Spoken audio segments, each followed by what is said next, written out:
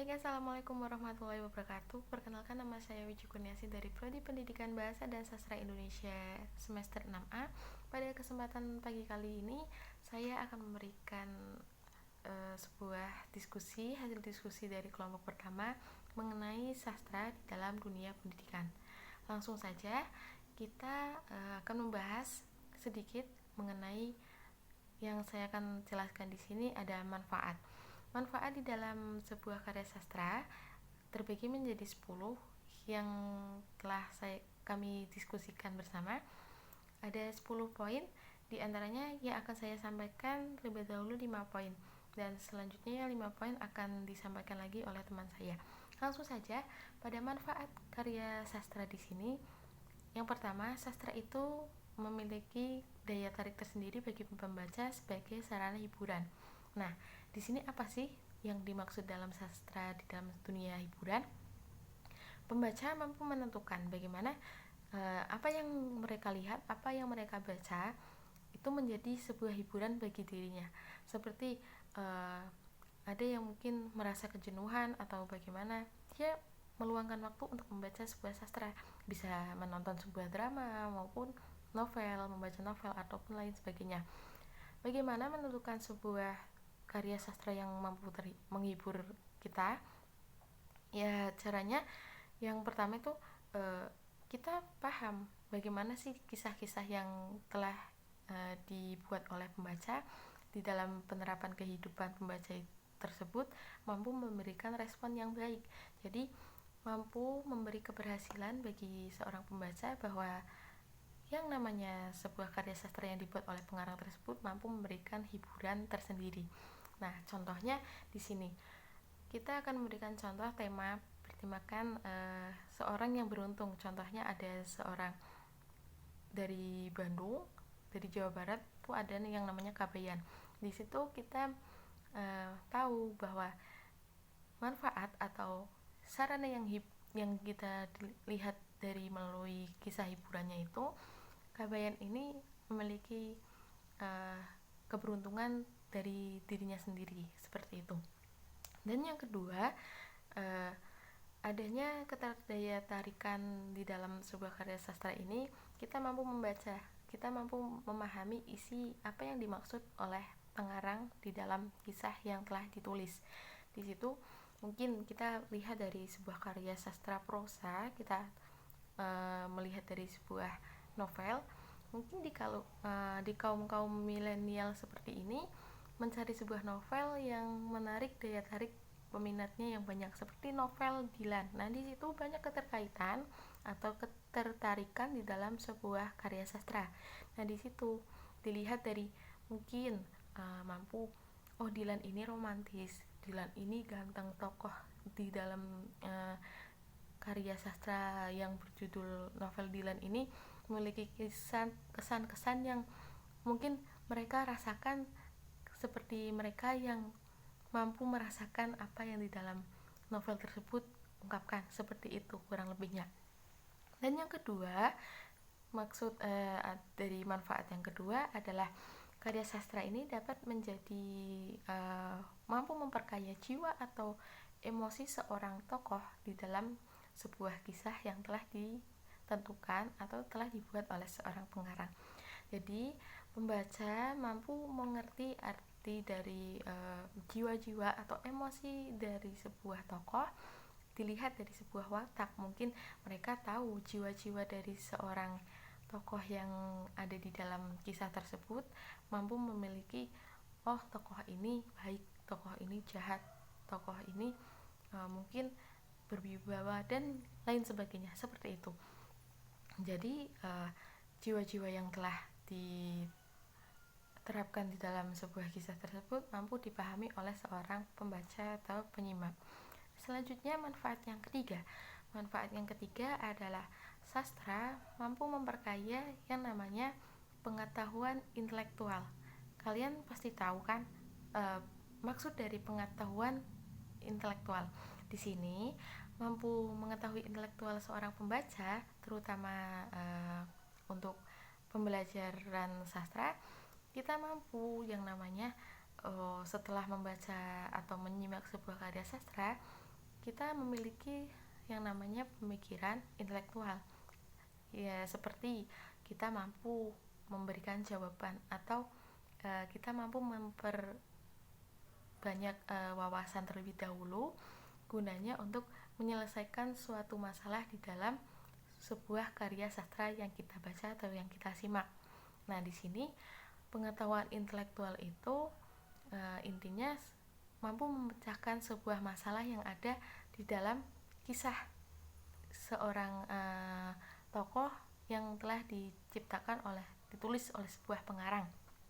Contohnya, kita mampu melewati hal untuk memiliki pemikiran intelektual itu kita lihat dari segi dari gayanya, mungkin ada dari gagasannya, cita-citanya. Mungkin kita mampu melihat pemikiran intelektual itu melalui kisah di mana sebuah kehidupan di masyarakat yang digambarkan oleh gambaran kisah dari sebuah karya sastra yang dikaryakan oleh seorang pengarang, seperti itu.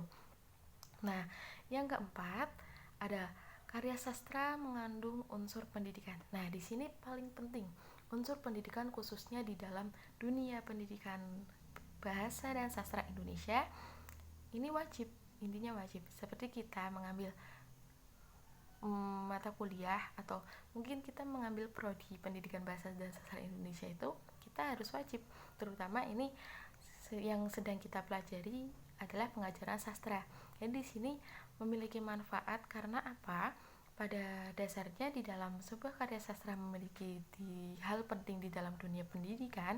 Nantinya kita sebagai seorang guru mampu menerapkannya kembali kepada anak didik nantinya di dalam kita saat menjadi seorang guru, seperti itu. Dan yang lainnya, karena seperti apa maksud dari pentingnya di dalam dunia pendidikan, karena banyak sekali nilai sastra yang terkandung di dalamnya. Ada nilai-nilai moral, mungkin ada nilai-nilai tradisi budaya di dalam sebuah karya sastra.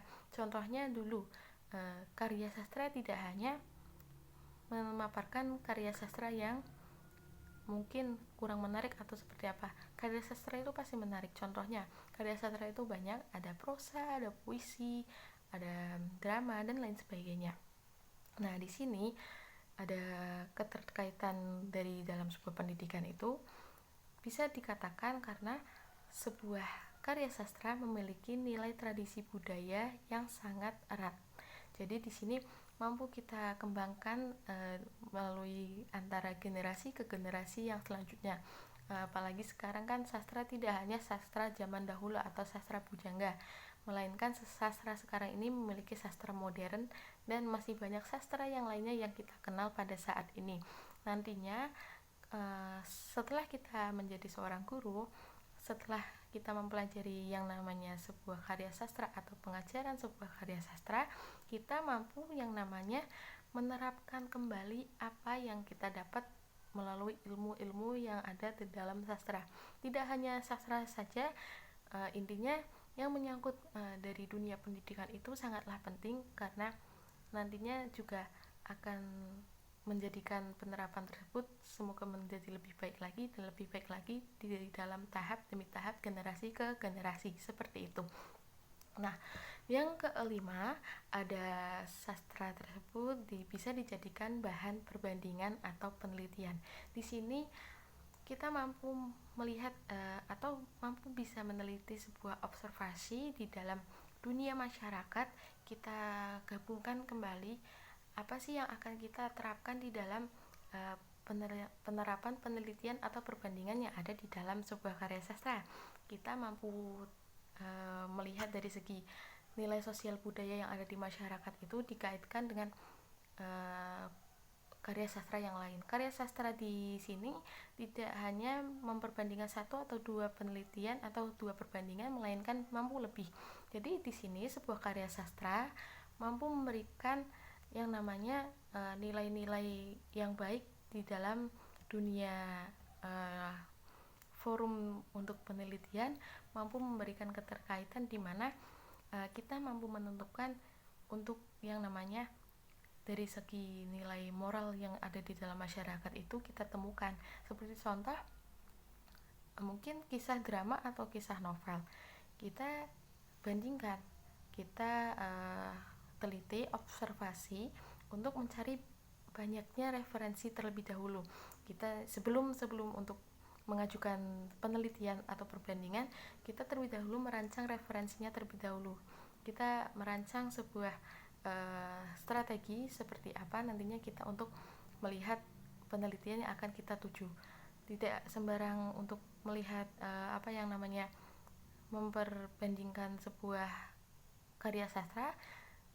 Maka dari itu kita harus terlebih dahulu untuk menyelesaikan permasalahan tersebut, untuk mencari sebanyak-banyak referensi yang kita dapat.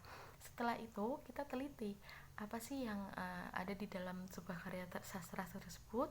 Nantinya kita mampu mengetahui, oh jadi seperti ini di dalam karya A, karya yang memiliki nilai-nilai moral kemasyarakatan yang tinggi, dan sedangkan nilai B mampu memberikan respon baik juga menyatukan antara karya satu dengan karya yang lain, seperti itu, mampu memiliki perbandingan secara yang namanya secara baik dan secara efektif. Jadi di sini manfaat yang hanya itu yang manfaat yang saya sebutkan, kurang lebihnya mohon maaf. Intinya di dalam manfaat tersebut banyak sekali manfaat yang mungkin tidak bisa disebutkan semuanya, tapi intinya manfaat yang kita terapkan di sini semoga membantu untuk menjadikan bahan pembelajaran kita semua untuk lebih baik ke depannya. Jadi di dalam dunia pendidikan pun kita penting untuk menjalin yang namanya lebih mendalami dunia pendidikan di dalam khususnya bidang bahasa dan sastra Indonesia, untuk menerapkan bagaimana pentingnya, bagaimana bergunanya dan berharganya sastra yang telah kita baca mungkin atau kita kenal selama ini. Hanya itu yang dapat saya sampaikan, kurang lebihnya mohon maaf. Sekian, wassalamualaikum warahmatullahi wabarakatuh.